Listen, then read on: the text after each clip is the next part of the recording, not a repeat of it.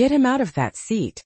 He doesn't belong in first class. The words cut through the cabin like a blade at 35,000 feet, sharp enough to silence the low hum of polite conversation and clinking glasses, and every head turned, not because of the volume, but because of the certainty behind them, the kind of certainty that comes from people who believe they know exactly who deserves to be where, and who doesn't. And Marcus Carter heard it all without moving a single inch, seated in 2A with his hands resting calmly on the armrests, dressed in a plain black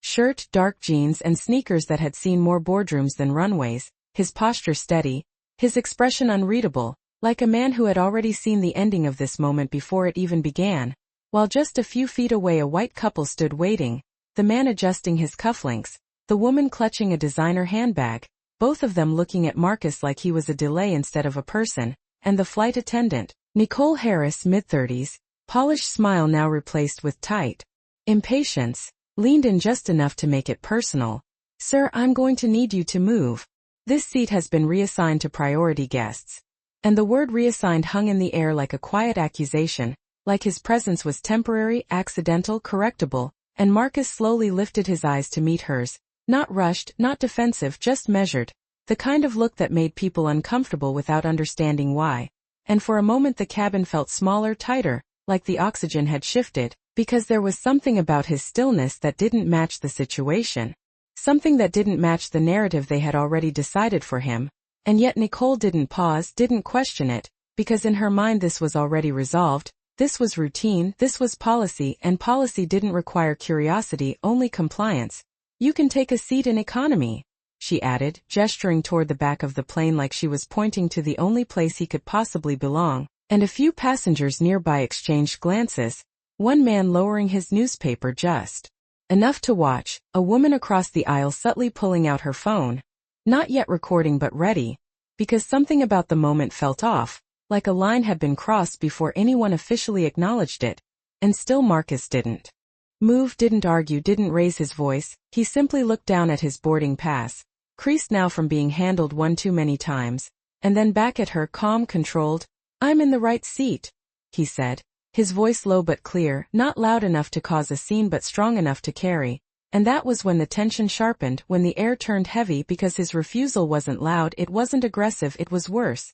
It was certain, and certainty, especially from someone they had already dismissed, was the one thing this system didn't know how to process. And behind Nicole, the man waiting for the seat let out a short laugh under his breath. Come on, man, don't make this difficult, he muttered, as if Marcus's presence was the inconvenience, as if the problem wasn't the removal but the resistance. And somewhere in the cabin a quiet voice whispered, barely audible, this doesn't feel right, but it was swallowed quickly by the weight of authority pressing down from the front, from the uniform, from the assumption, from everything that told the room who had power and who didn't. And Marcus Carter sat there, unmoved, as if anchored to the seat itself, as if the entire aircraft could shift around him and he still wouldn't budge, because this wasn't just about a seat, and he knew it even if no one else did yet, because he had seen this before years ago. In rooms that looked different but felt the same, in moments where silence was mistaken for submission, and now at 35,000 feet, on a plane carrying hundreds of people who thought they understood how power worked,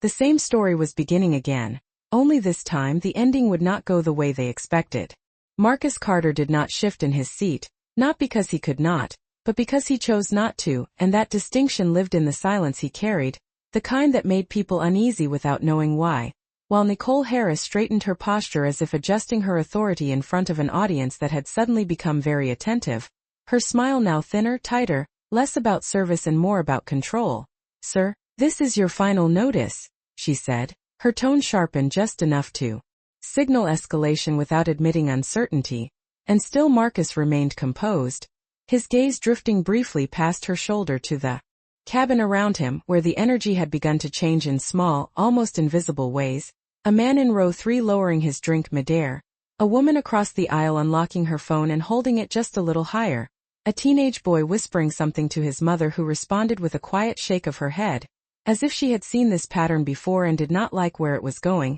and Marcus took all of it in without reacting, because he had walked into this moment deliberately, because this flight was never just a flight, and the simplicity of his outfit was not an accident but a test. A quiet audit of how far perception could override truth when no one was looking too closely. and Nicole misread that silence as resistance without consequence, as if stillness meant weakness. If you do not move, we will have to involve security, she continued, and the word security landed heavier than the others, not because of what it meant, but because of how often it had been used in moments exactly like this, and Marcus exhaled slowly, almost imperceptibly, his mind brushing against a memory he did not invite but recognized instantly. A terminal years ago, fluorescent lights, a gate agent scanning his ticket twice and then a third time, her voice low but dismissive. This does not seem right. While people behind him shifted impatiently, while someone muttered about delays, while he stood there holding proof that no one cared to read correctly.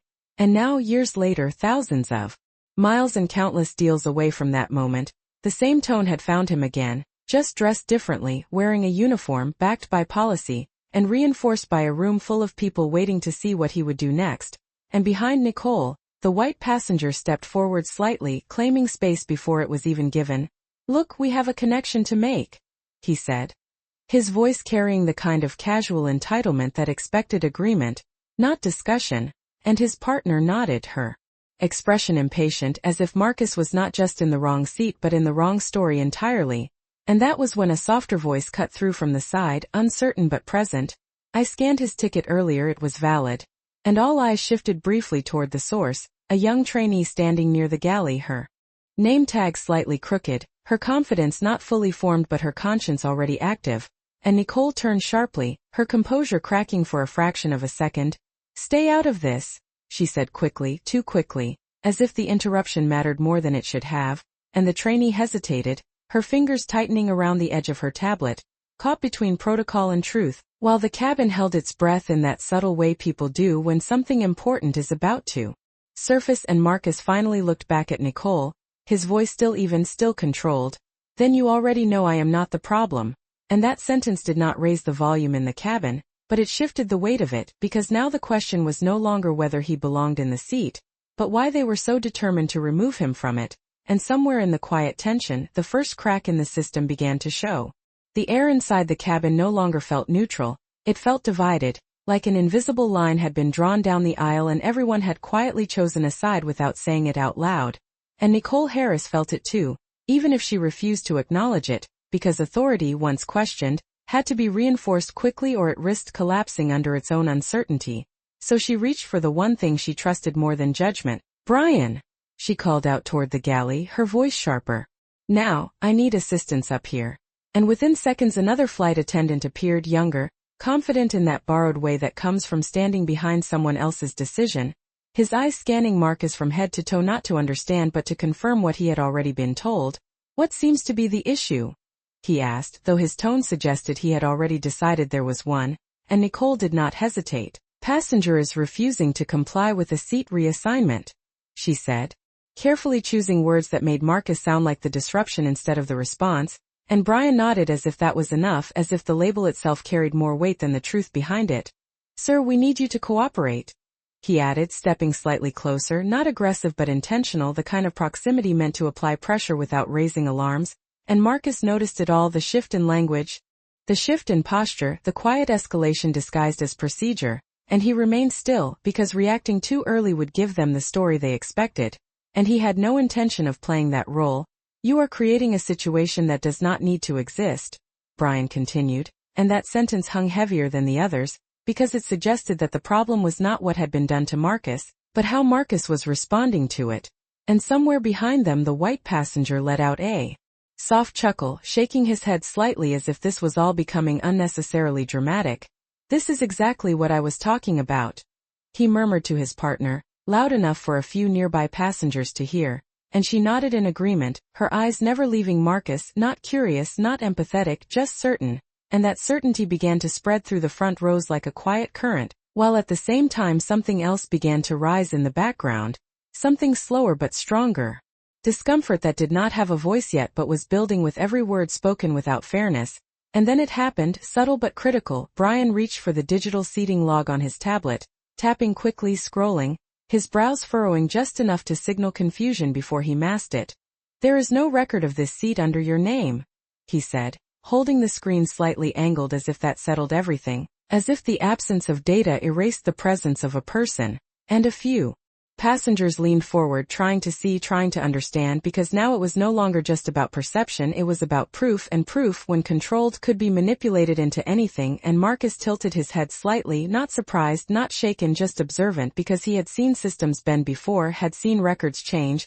had seen truth rewritten in real time to protect the appearance of order. And for a brief moment his mind returned to a conference room years ago, glass walls, polished table, a junior analyst quietly admitting that numbers had been adjusted to align expectations. And Marcus had sat there the same way he was sitting now, calm, steady, letting the weight of the moment reveal more than any confrontation ever could. And back in the cabin the tension tightened another notch as Nicole crossed her arms, confidence returning now that the system appeared to support her version of events. "You see," she said, her voice lighter, almost relieved. "There is nothing under your name." And that was when the trainee spoke again, this time louder, less hesitant. "That is not possible," she said, her voice cutting through the layered noise of assumptions, and every head turned once more, because now the contradiction was no longer quiet, it was visible, it was undeniable. And for the first time since this moment began, the narrative in the cabin was no longer controlled by the people in uniform.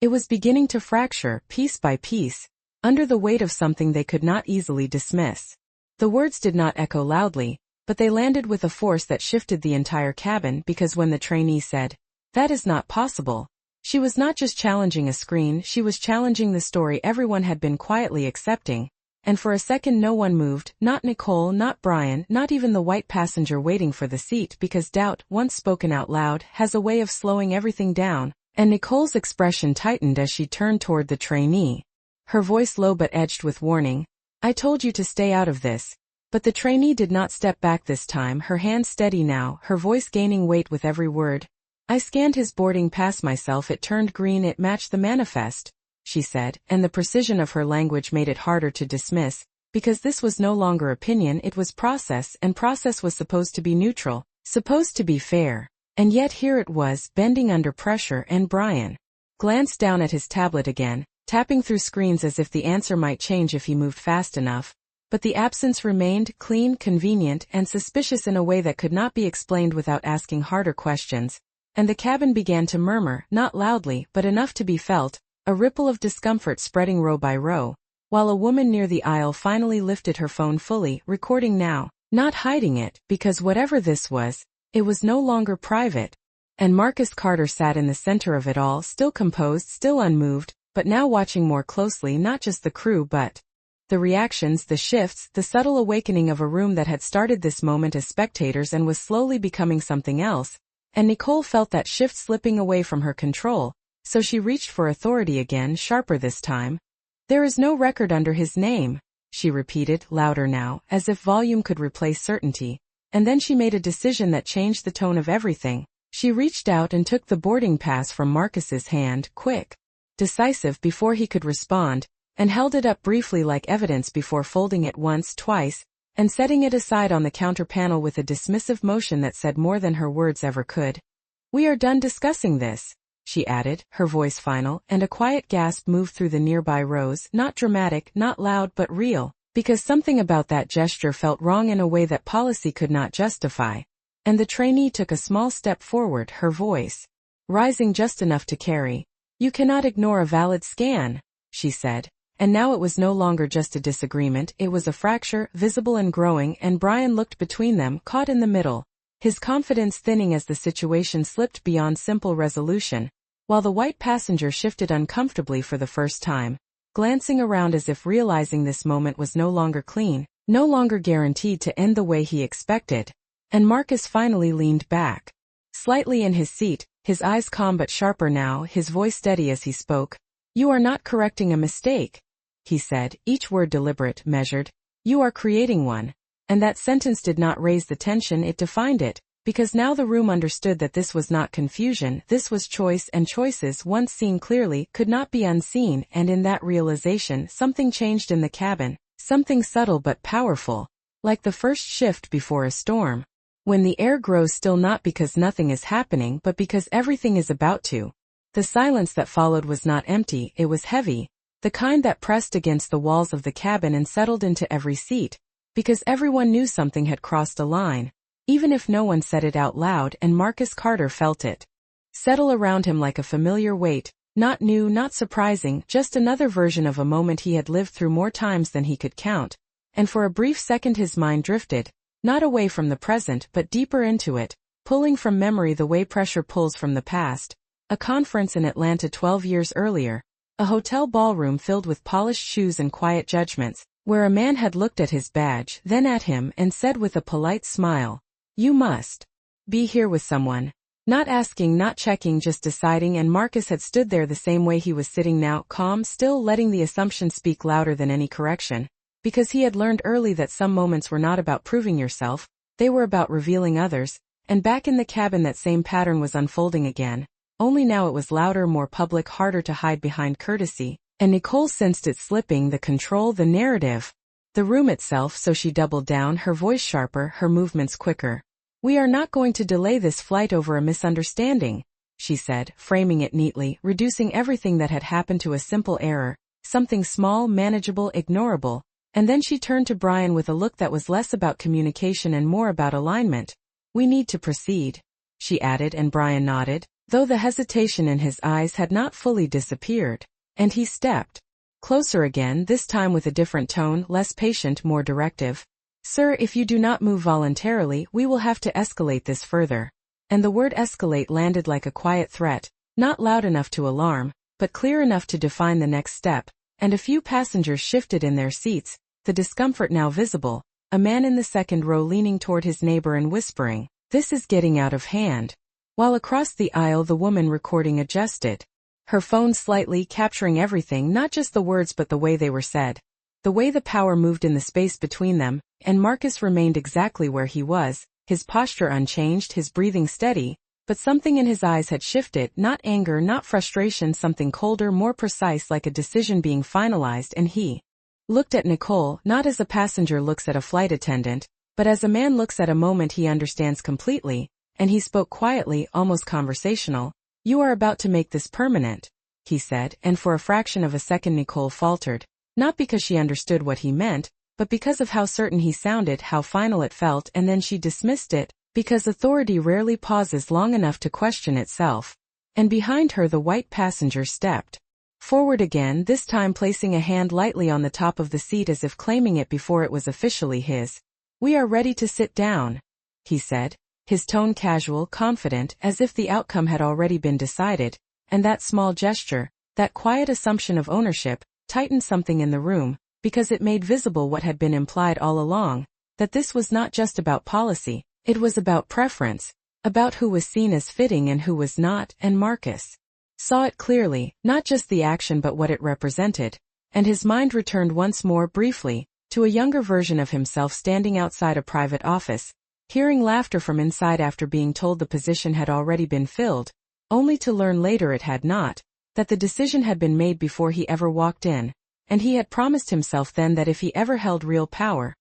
he would not raise his voice to be heard. He would change the outcome so completely that no one could ignore it, and now at 35,000 feet, surrounded by people who thought this was just another removal, just another correction, that promise sat quietly in his chest, steady, ready, waiting for the exact moment to become action. And as the tension reached its peak, as the room leaned toward resolution, Marcus Carter did not move, because he no longer needed to. The moment had already begun to turn, even if no one else could see it yet. Marcus Carter did not raise his voice, did not shift his posture, did not give them the reaction they were quietly waiting for, because he understood something they did not, that control is not proven in moments of pressure. It is revealed by how little you need to do when everyone else is doing too much. And as Brian took another step closer and Nicole's patience thinned into something sharper, Marcus reached slowly into his pocket, not rushed, not defensive, just deliberate, and pulled out his phone, the motion simple but heavy with intention, and for a brief second the cabin stilled again,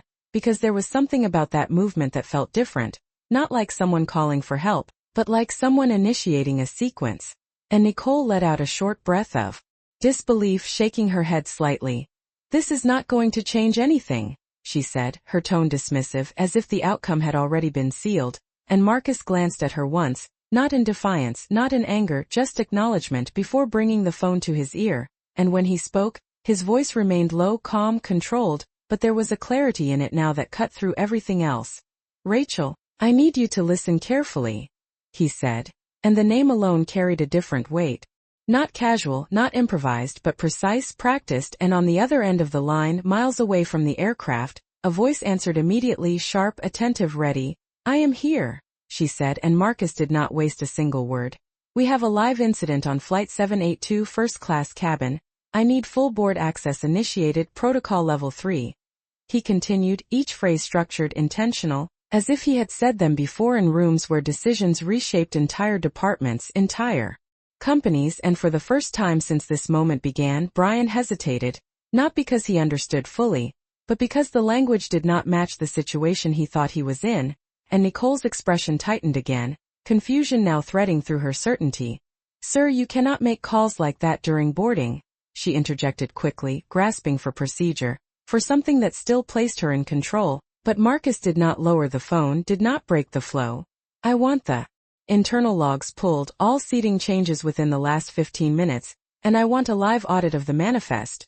he continued, his tone steady, unshaken, and on the other end Rachel responded without pause, understood, initiating now. And that was when the shift became visible, not just felt, because the words were no longer vague, they were specific, operational, real, and a few passengers exchanged looks, the kind that said something bigger was unfolding beneath the surface, while the trainee near the galley stood completely still now, her eyes fixed on Marcus, as if pieces were beginning to connect in her mind, and even the white passenger waiting for the seat pulled his hand back slightly, no longer as certain as he had been moments ago, and Nicole tried again, her voice firmer but no longer as confident. You are delaying this aircraft, she said, but the statement landed differently now, weaker, because the room had begun to question who was actually causing the delay, and Marcus finally lowered the phone just enough to speak directly to her, his gaze steady, his voice unchanged. No, he said quietly, I am documenting it. And that sentence settled into the cabin like a final adjustment,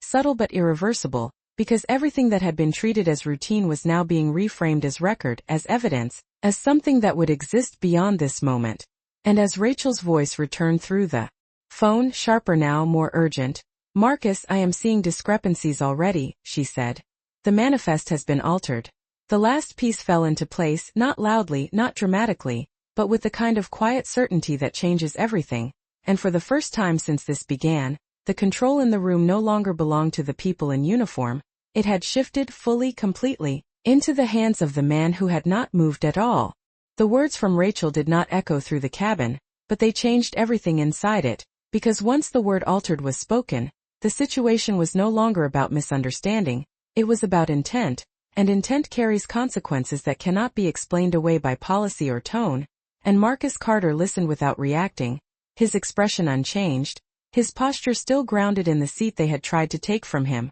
and he spoke into the phone one more time, calm, precise. Keep the line open, he said before lowering it slowly, not ending the call, just letting it remain like a connection that no one else in the cabin could fully see but was already reshaping the outcome. And then he lifted his eyes, not to the entire room, not yet, but directly to Nicole, and in that moment the space between them felt different, no longer passenger and attendant, no longer request and refusal, but something else. Entirely, something closer to truth meeting consequence, and his voice, when it came, did not rise, did not push, it simply landed. You said there was no record under my name. He began, each word steady, deliberate. But the system says otherwise. And Nicole opened her mouth to respond, to correct, to regain control, but the words did not come as easily this time, because the certainty she had relied on was no longer holding. It was cracking, and Brian looked down at his tablet again, tapping faster now, scrolling through screens that no longer aligned with what he expected to see, his confidence slipping in small visible ways, while the trainee stood frozen, her earlier doubt now solidifying into understanding, and the passengers around them leaned in without moving, attention tightening like a lens focusing on a single point, and Marcus continued, not louder, not faster, but sharper. You reassigned a seat that was not yours to give, he said, and that sentence carried more than accusation, it carried authority, the kind that did not need to announce itself because it was already present, and Nicole shook her head quickly, instinctively. That is not what happened, she replied, but even as she said it, her voice lacked the edge it once had because the foundation beneath it was shifting, and Marcus held her gaze, unblinking, unwavering. Then explain the change, he said, and the question did not demand an answer. It exposed the absence of one, and the cabin felt it, the imbalance, the moment where the story no longer held together the way it had at the beginning, and then he let the silence sit for just a second longer before finishing what he had started. "I do not work for this airline," he said, and the words hung there, incomplete, intentional, drawing every eye toward him, every thought toward what would come next, and then he added, without emphasis, without performance, "Just fact, I own part of it." And the effect was immediate, not loud, not explosive, but total, like the pressure in the room had suddenly shifted direction, because the context changed everything. The past 5 minutes reframed in an instant, every word spoken, every action taken now carrying a different weight, and Brian's hands stopped moving on the tablet, his eyes lifting slowly, uncertain, recalculating, while Nicole's expression stilled completely, as if her mind had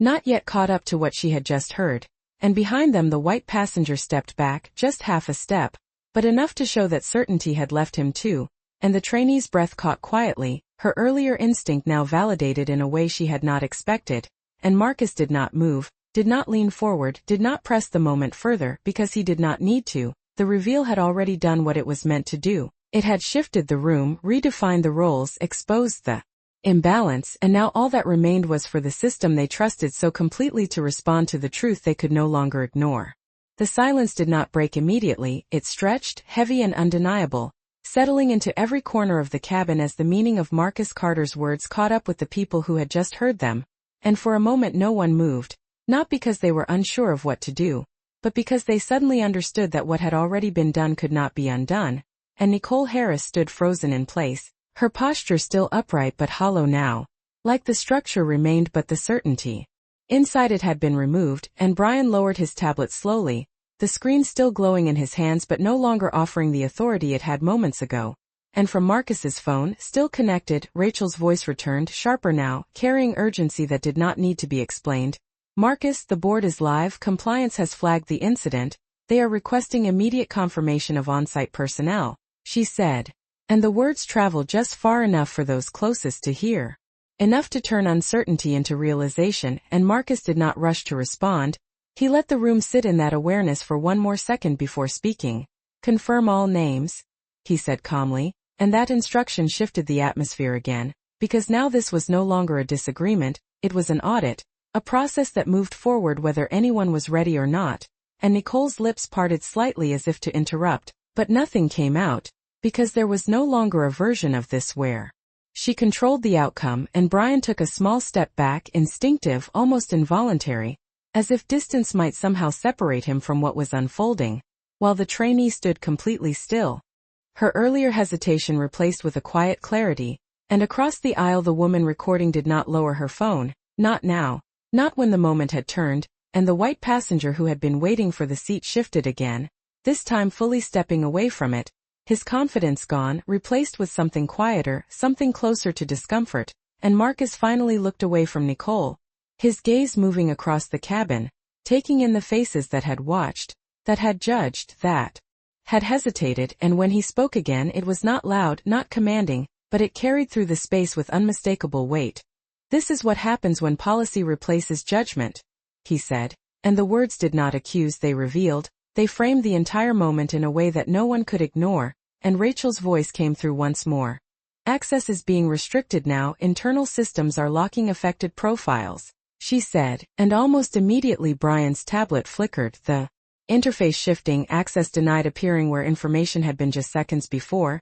and he stared at it, not understanding at first, then understanding all at once, and Nicole felt it too, not on a screen, but in the way control had completely left her hands, and the cabin responded in small human ways, a quiet exhale here, a subtle shake of the head there, a recognition that what they had just witnessed was not just a mistake corrected, but a system exposed, and Marcus Carter remained seated in 2A, exactly where he had been from the beginning, unchanged in posture, unchanged in tone, but now surrounded by a reality that had shifted entirely around him, because the authority that had once questioned his presence had been replaced by the authority he never needed to announce. And in that moment the outcome was no longer in question, it was already unfolding in real time, visible to everyone, undeniable to anyone who had watched it happen. The cabin did not erupt, it did not cheer, it did not explode into applause, instead it settled into something far more powerful, a quiet recognition that what had just happened was not just an incident, it was a correction, and corrections do not need noise when they are absolute,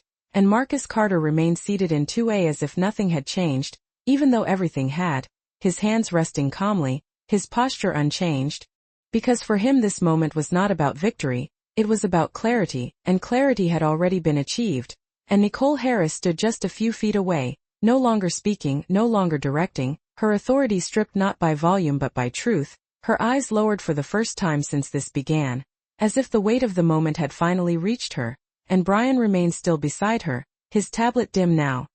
his role reduced to observation, while the trainee near the galley exhaled quietly.